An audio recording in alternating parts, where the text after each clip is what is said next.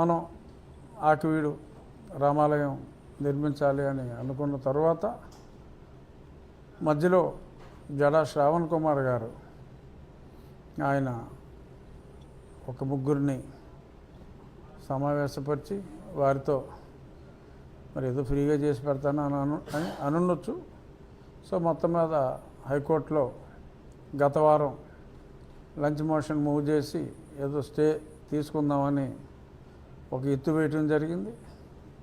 మరి అది భలే ఎత్తు చివరికి చిత్తుగా మారి స్టే ఇవ్వనప్పటికీ స్టే వచ్చిందని చెప్పి ఏదో కొన్ని ఛానల్స్ వాళ్ళు వేసుకొని సంబరపడ్డారు. సరే, అదంతా గత వారం గడిచిన గతం. ఇప్పుడు ఆయన వాదనల మేరకే మరి అప్పటికే మనం ఒకరోజు ముందు అప్లై చేసున్నాం మున్సిపాలిటీలో అనుమతి కోసం. మున్సిపాలిటీ సర్వసభ్య సమావేశం ఈరోజు జరిగింది. 20 మంది కౌన్సిలర్లు ఉన్నారు ఆకివీడు నగర పంచాయతీలో. ఒక క్రైస్తవురాలు, అంటే వారి సర్టిఫికేట్ ఆఫ్ కోర్స్ హిందూ అనే దొంగ సర్టిఫికేట్తో వారు ఎన్నికల్లో నెగ్గడం జరిగింది. కానీ వారే హైకోర్టులో జడా శ్రావణ్ గారు ముగ్గురిని ఎంపిక చేసుకున్న ముగ్గురిలో ఒకరు, ఆర్పోని శ్రావణ్ గారిని లాయర్గా ఎంపిక చేసుకున్న ముగ్గురిలో ఒకరు, వైసే వర్స. సో కాబట్టి ఆవిడ తప్ప మిగిలిన అందరూ అంటే 13 మంది వైఎస్ఆర్ కాంగ్రెస్ పార్టీకి చెందిన సభ్యులుంటే చైర్పర్సన్ కూడా ఆ పార్టీకి సంబంధించిన సభ్యురాలే. అయినప్పటికీ కూడా ఈ ఒక్క క్రిస్టియన్ మహిళ గారు తప్ప మిగిలిన అందరూ మతాలకు అతీతంగా, పార్టీలకు అతీతంగా రామాలయాన్ని, ఎందుకంటే నీ మతాన్ని నువ్వు ప్రేమించు, ఇతరుల మతాన్ని నువ్వు గౌరవించు అనే ఒక చక్కటి సాంప్రదాయాన్ని, రాజ్యాంగ స్ఫూర్తిని అనుసరించి మా ఆకివీడులో కౌన్సిలర్లు అందరూ కూడా చక్కగా దీనికి మద్దతు ఇవ్వడం జరిగింది. 20కి 19 మంది మద్దతు అంటే అది అసాధారణం. మరి ఎందుకంటే వైఎస్ఆర్ కాంగ్రెస్ పార్టీకి చెందిన వారే 13 మంది ఉన్నప్పటికీ కూడా ఈ రకంగా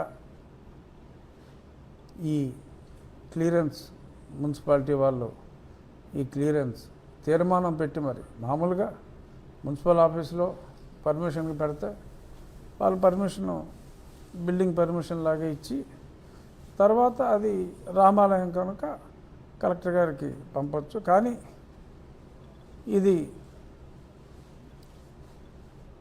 మొత్తం అక్కడ ప్రజల్ని రిప్రజెంట్ చేసే, ఆ నగర పంచాయతీలో ప్రజలందరినీ రిప్రజెంట్ చేసే వారి దగ్గర నుంచి అభిప్రాయాన్ని తీసుకుంటే అది ప్రజాభిప్రాయమే అవుతుంది. కనుక మరి మెజారిటీ ప్రజలు, మెజారిటీ అంటే ఆల్మోస్ట్ అబ్సల్యూట్ మెజారిటీ దీన్ని సమర్థించారు.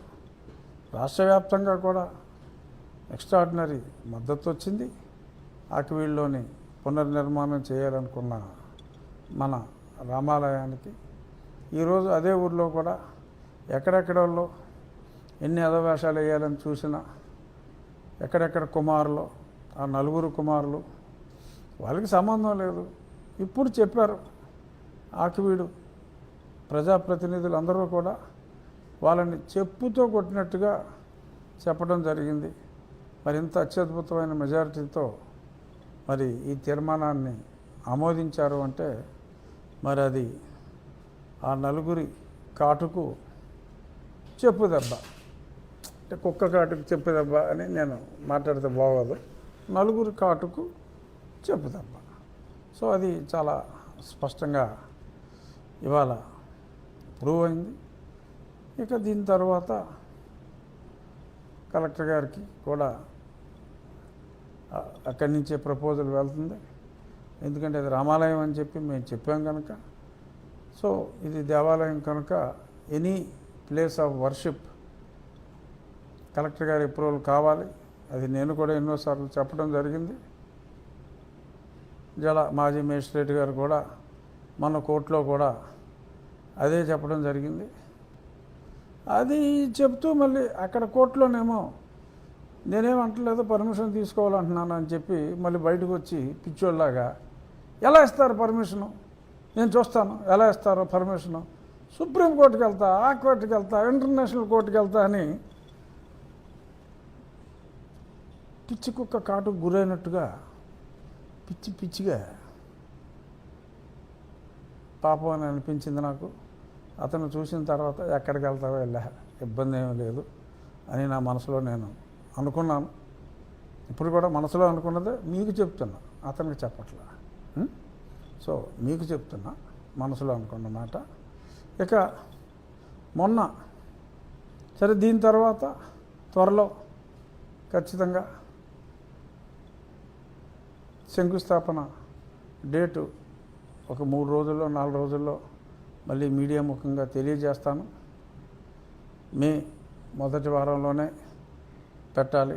ఎండలు మరింతగా ముదిరిలోపే పెట్టాలి.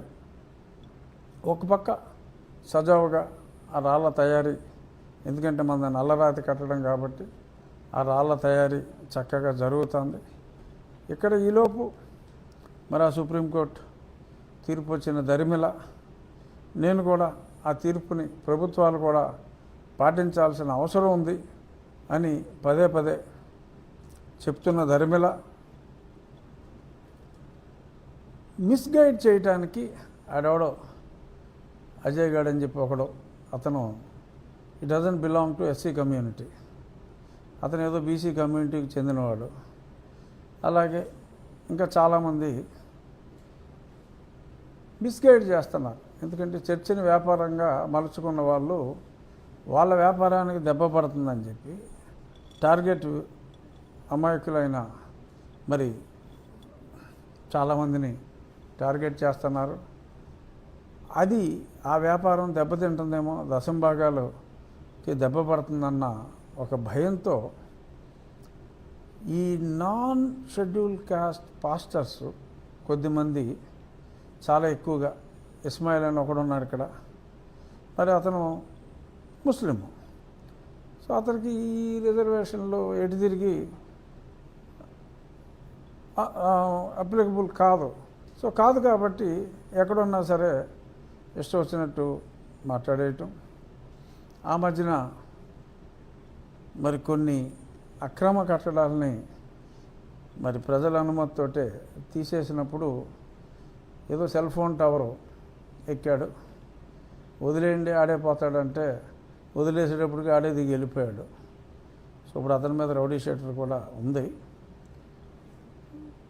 వాళ్ళు చెప్పే మాటలు ఒక మీ రిజర్వేషన్కి సంబంధం లేకుండా మీకున్న రిజర్వేషన్ని పాడు చేయాలి అనే ఉద్దేశంతో మాట్లాడే అన్య కులస్తుల, అంటే షెడ్యూల్ కాస్ట్ లిస్టులో లేని కులస్తుల మాటలు విని చర్చ అదేం కాదు,